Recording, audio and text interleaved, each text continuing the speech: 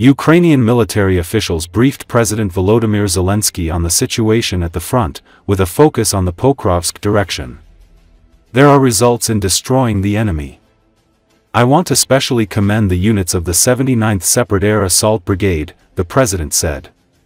He also thanked the Special Operations Forces, the Special Forces of the Military Law Enforcement Service, the National Police, the Security Service of Ukraine, and the intelligence for effective actions in both the Pokrovsk and Kupiansk areas. Thank you to the warriors of the 1st Separate Assault Regiment for high-quality combat work in Donetsk. I also thank the 55th Separate Artillery Brigade for fire support in the Pokrovsk area, Zelensky added.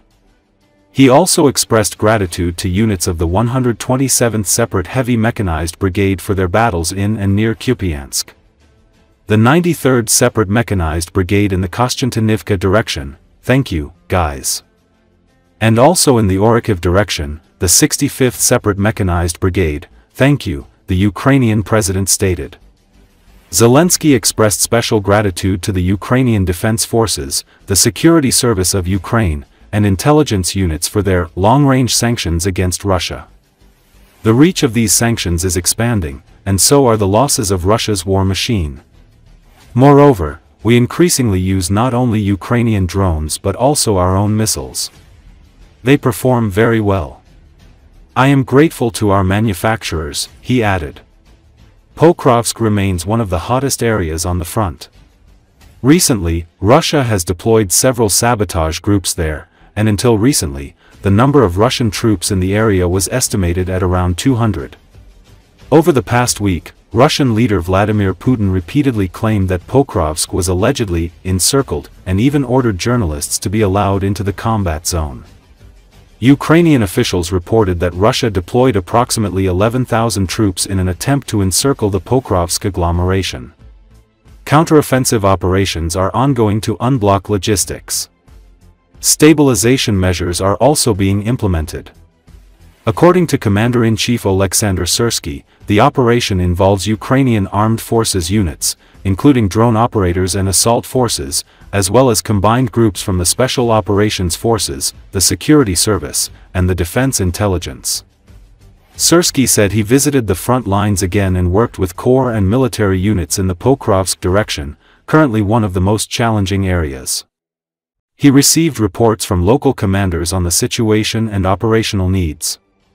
In the Pokrovsk-Myrnohrad agglomeration, our troops are holding back the pressure of a multi-thousand-strong enemy force, which continues attempts to infiltrate residential areas and cut our supply routes. However, there is no encirclement or blockade of the cities.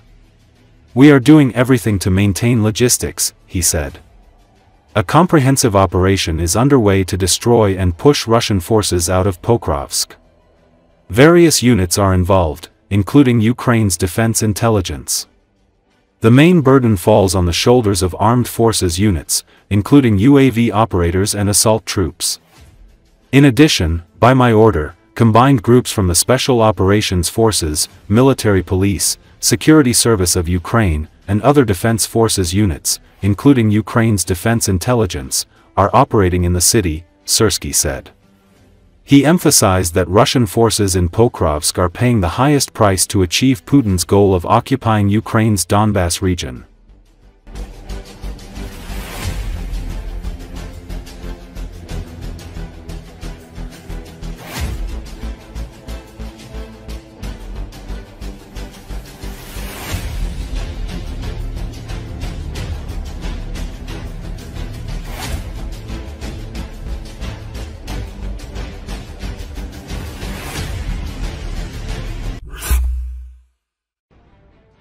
The Russian occupation and subsequent annexation of Crimea in 2014 was overseen by the Second Service of the FSB. Former FSB officer Alexander Fedotov told Russian journalists. According to him, the Special Service not only monitored the situation in the region, but also organized a referendum on the status of the Crimean Peninsula, which was subsequently unrecognized by Ukraine and Western countries. Much of this information contradicts claims by Russian authorities and Russian propaganda that the annexation of Crimea was based on the will of its residents. Alexander Fedotov claims to be a former employee of the FSB's Second Service. He currently lives abroad, where he moved after, as he claims, resigning from the intelligence agency. This was verified by journalists from the Russian project The Insider, to whom Alexander Fedotov gave an interview. The agency he refers to has not publicly responded to these claims, nor has it confirmed or denied his affiliation with the FSB.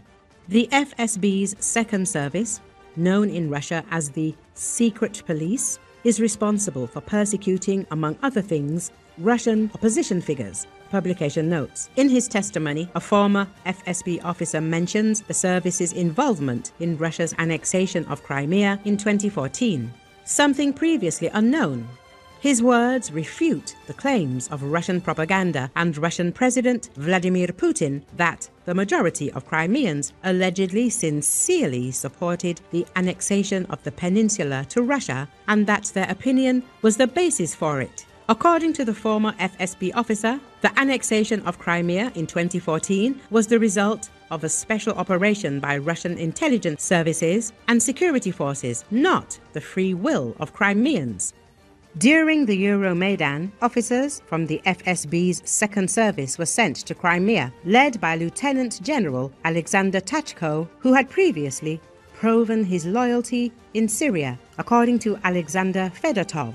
According to him, the referendum on Crimea's status was organized through corrupt employees of local administrations with the help of a well-known criminal figure, Sergei Askanov, and Alexander Tachko performed an organizational and control function in this process. Alexander Fedotov also names Igor Girkin-Strelkov as a former member of the FSB's Second Service, but he allegedly resigned 6 months before Russia's annexation of Crimea.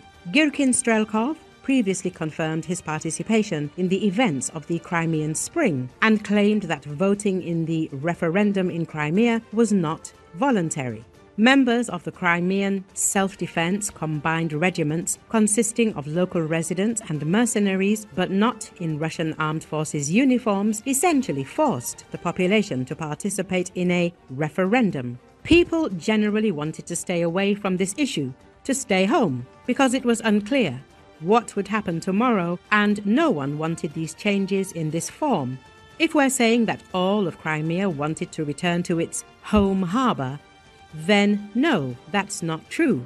People were told that Crimea would remain part of Russia, regardless. We would put anyone who didn't vote on a separate register, and there would be consequences, and that they had to go vote, he says.